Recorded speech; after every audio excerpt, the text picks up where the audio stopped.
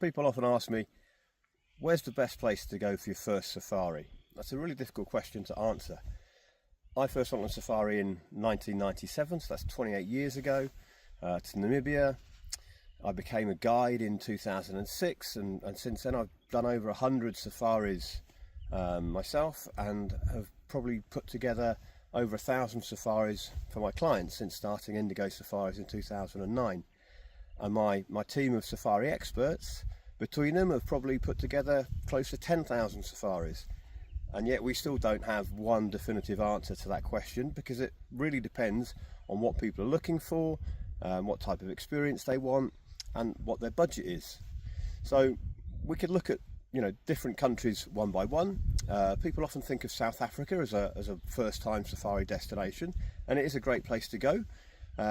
It probably has the least culture shock for anyone coming from Western Europe or the United States.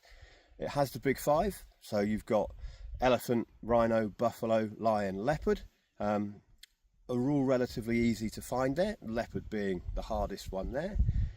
It can combine beautifully with history, going to Cape Town, seeing historic sites, Table Mountain, it's another great location. There are the vineyards, so you can combine beach and bush quite easily. And South Africa has a variety of different national parks and places to go. You can go to the Drakensberg Mountains. Obviously people know Kruger National Park and the excellent private reserves adjacent to Kruger. There's Madikwe Game Reserve up on the border with Botswana, which is excellent. And then you have the whole of KwaZulu-Natal along the Indian Ocean coastline, with some beautiful wild beach coastal stays and some fantastic big five safari locations as well that provide excellent value for money. You could go to Botswana. Botswana has really varied ecosystems. You have the Kalahari Desert, the unique Okavango Delta, which is the world's largest inland delta, different game reserves with different ecosystems. The one thing that you'll find hard to see in Botswana, apart from in a few select locations, is rhino, but it can be done. You can go to Zimbabwe, where I am currently, and Zimbabwe has big five too. There's some rhinos that have been reintroduced into Wankie National Park in a private concession. There are rhinos at Matopos. All the other big five are here. It's a wonderful destination for elephants. And then to combine that with some relaxation, you have Victoria Falls, one of the 7 natural wonders of the world, which makes a great place to relax and chill out after your safari or before you start. You could go to Namibia. Namibia, totally different landscapes to the rest of Southern Africa, very arid but changing all the time. Beautiful dunes, great for big five. You're almost guaranteed to see the big five if you go to the right places in Namibia. It's a huge country, which makes it an ideal location for a road trip, like a 2 or 3 week trip. We put it together with nice lodges, SUV rental, and you can cruise around some amazing places combining wildlife, culture and landscapes. Other places you could consider, Zambia also has wonderful safari. Quite hard to find rhino in Zambia, but some beautiful national parks there, and also part of Victoria Falls is in Zambia.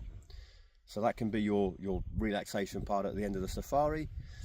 You could go to Tanzania, home of the Great Migration, up in the northern part of Tanzania with the Serengeti, Tarangire National Park, world famous Ngorongoro Crater, which is a UNESCO World Heritage Site where you can find rhino. Or southern Tanzania has some really beautiful unherited national parks like Nyerere and Ruaha, which are the 2 largest national parks in Tanzania. Then there's Katavi, that probably gets about 1,000 visitors a year at the very most, which is absolutely superb in the dry season, but very hard to find rhino in southern Tanzania. But if that's not an absolute must for you, there's some wonderful safari there and very, very few people. Then moving further north, we have Kenya. Kenya, you can see the big five there. Lewa Game Reserve has lots of black and white rhino. Then there's obviously the world renowned Masai Mara with its fantastic private concessions or conservancies, as they're called in Kenya, which is wonderful for cats and elephants and all the rest of the plains game. So there is no one right answer. The best thing to do is to reach out to us, have a conversation about what you want to achieve, what you want to see, what you hope to experience, what your budget is, what season you can go in, and we'll put together the best possible safari for you.